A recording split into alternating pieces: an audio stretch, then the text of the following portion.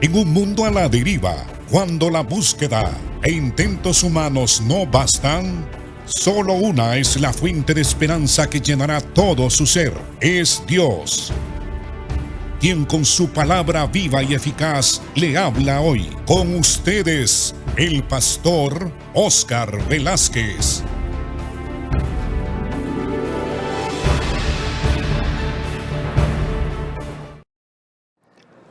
Dios les bendiga.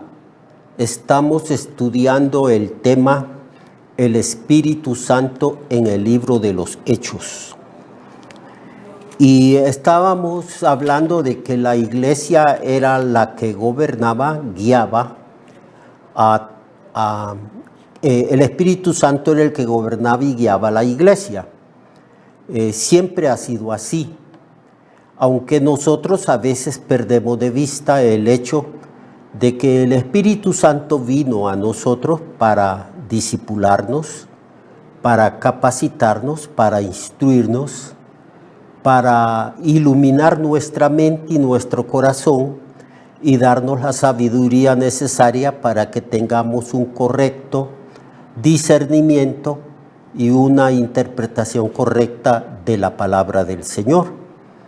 Pero sobre todo también debemos de entender que el Espíritu Santo vino a nosotros para darnos poder, pues el mismo Espíritu Santo es Dios y es Señor.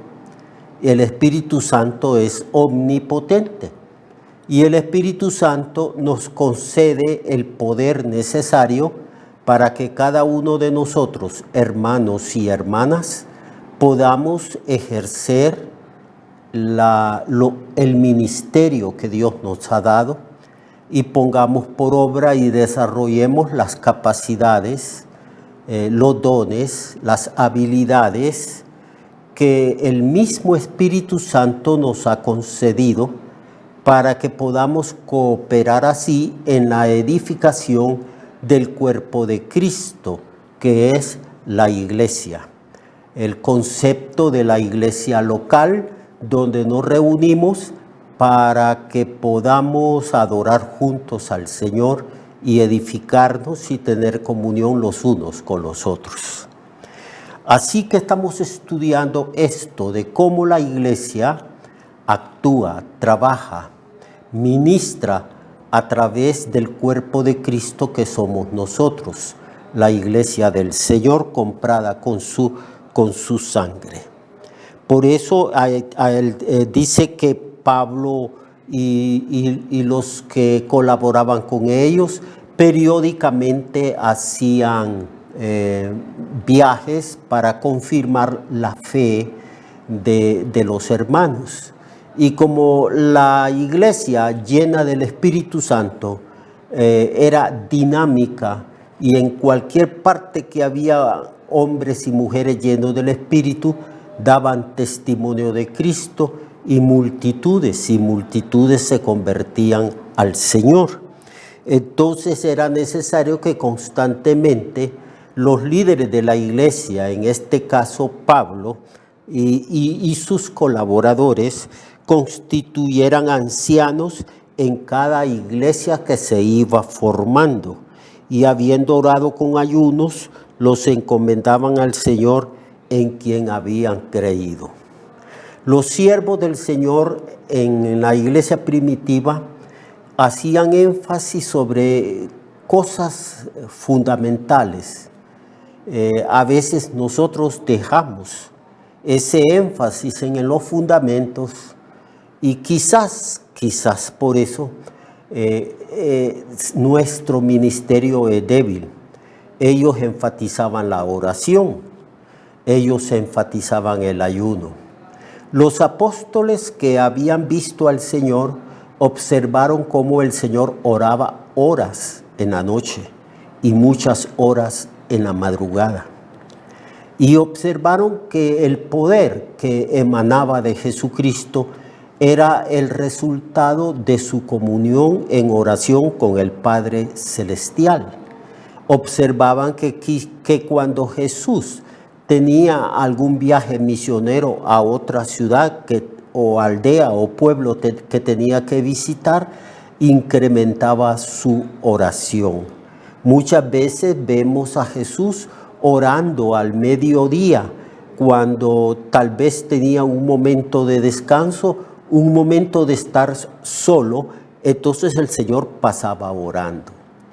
Creo yo, hermano, creo y creo que sin temor a equivocarme, que una de las debilidades de nuestro ministerio es la poca oración que tenemos. No es que no oramos, sí oramos. Pienso que no oramos lo suficiente, el tiempo suficiente, ni oramos con la intensidad que deberíamos de orar.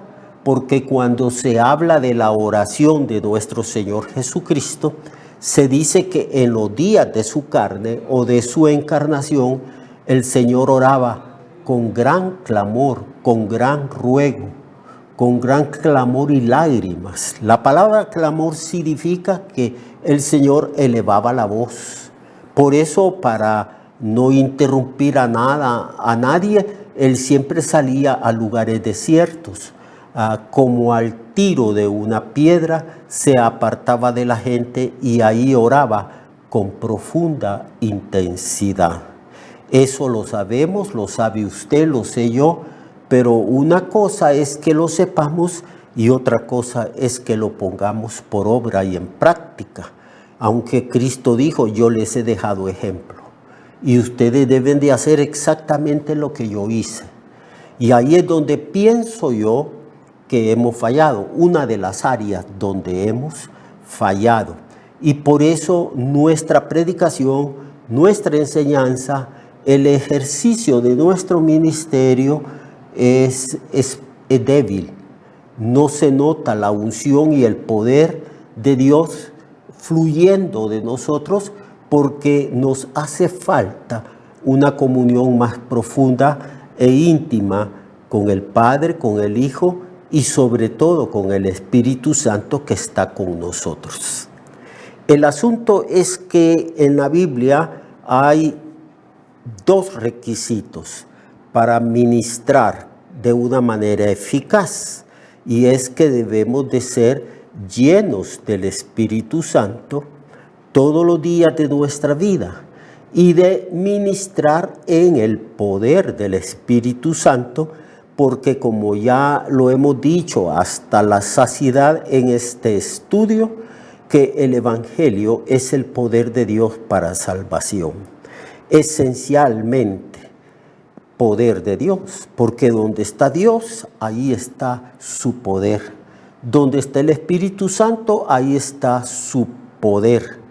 Por eso dijo el Señor que había sido ungido con poder para predicar el Evangelio, y el resultado de ello fue un ministerio poderosísimo sobre el pecado, sobre los demonios, sobre Satanás, sobre el mundo, sobre la muerte, sobre la enfermedad. Ahora vamos a estudiar cómo la iglesia aprendió a resolver los problemas que surgieron en el interior de ella. Se menciona aquí que en el capítulo 15 del libro de los Hechos, que algunos que venían de Judea enseñaban a los hermanos: si no os circuncidáis conforme al rito de Moisés, no podéis ser salvos. Es decir, estaban contradiciendo las enseñanzas de Pablo y las enseñanzas del Evangelio de Jesucristo. La salvación no se obtiene por ejecutar ritos o formas o fórmulas o cualquier otra cosa que una religión se invente. En este caso, habían algunos creyentes que venían de la provincia de Judea, que empezaron a predicar otro evangelio que predicaba Pablo. empezaron a decir que era necesario practicar el rito de la circuncisión para que fueran salvos. Y eso no lo podía tolerar Pablo ni sus colaboradores, ni Bernabé, ni Silas, ni todos aquellos que conocían verdaderamente qué era la salvación. El hecho mismo de que Cristo murió en la cruz demuestra que por las obras de la ley ningún hombre será salvo y que por ningún tipo de ritos será alguien salvo. No es por la práctica de un ritualismo que podemos ser salvos. Eso ya lo sabemos. La salvación es simplemente poniendo nuestra fe en la persona y en la obra de Cristo en la cruz. Creemos que Cristo murió por nuestros pecados, que resucitó para que nosotros podamos ejercer fe en un Cristo que está vivo y que tiene el poder para justificarnos, perdonarnos y limpiarnos de toda maldad. Entonces se suscitó una controversia, porque aquellos decían, ustedes no son salvos porque no practican tal rito. Y como Pablo y Bernabé tuviesen una discusión y contienda no pequeña con estas personas, ellos se dispusieron, se dispuso que subiese Pablo y Bernabé a Jerusalén, y algunos otros de ellos a los apóstoles y a los ancianos para tratar esta cuestión. Entonces ellos, pues, habiendo sido encaminados por la iglesia, pasaron por Fenicia y Samaria contando la conversión de los gentiles y causaban gran gozo a todos los hermanos.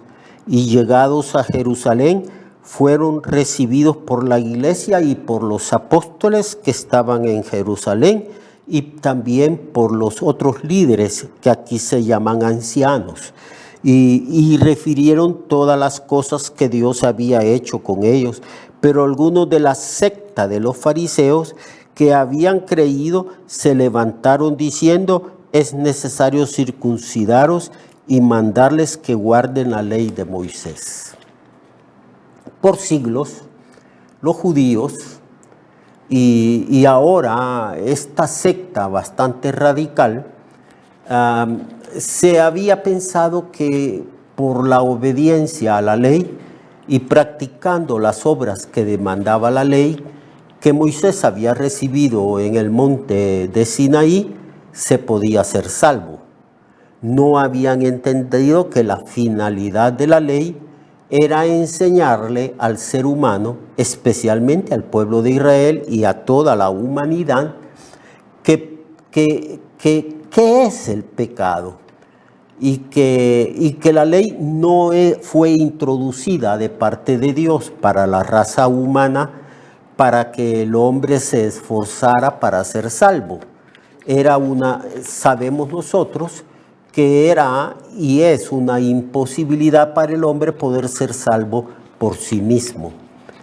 Que simplemente la ley de Dios refleja la justicia de Dios, la forma como Dios quiere que nosotros vivamos, pero no podemos guardar la ley. No hay un ser humano que guarde la ley, y por esa razón el apóstol Pablo dice una y otra vez en el libro de Romanos y en el libro de Gálatas y en otras epístolas, él dice que por las obras de la ley es imposible que el hombre pueda justificarse delante de Dios, pero que la ley nos induce a entender y comprender, nos enseña que nosotros somos pecadores y que no podemos deshacernos nosotros mismos del pecado, que tenemos que ser juzgados a la luz de nuestros pecados y a la luz de la ley que sanciona los pecados nuestros.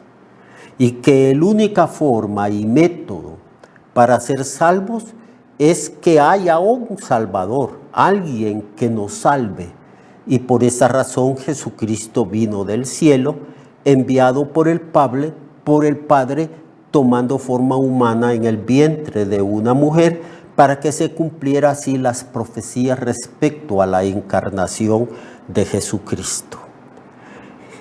Y luego Jesús tomó ya como hombre identificado con la raza humana, siendo nuestro pariente cercano, Jesucristo pagó la deuda moral de nosotros, tomando nuestros pecados, transgresiones e iniquidades sobre sí mismo, llevando la pena de esos pecados sobre sí mismo, que es la muerte, porque la Biblia dice, la paga del pecado es muerte.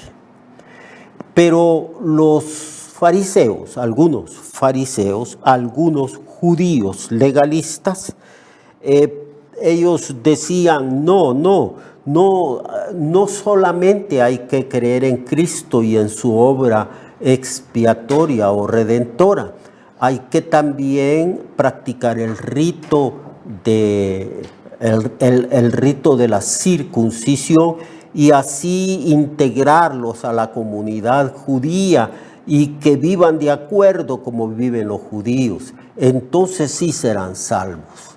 Esta doctrina es totalmente falsa y por eso fueron convocados a este concilio. Así que llegaron a Jerusalén y se reunieron los apóstoles y los ancianos para conocer este asunto. Esto está en el capítulo 15, verso 6 en adelante.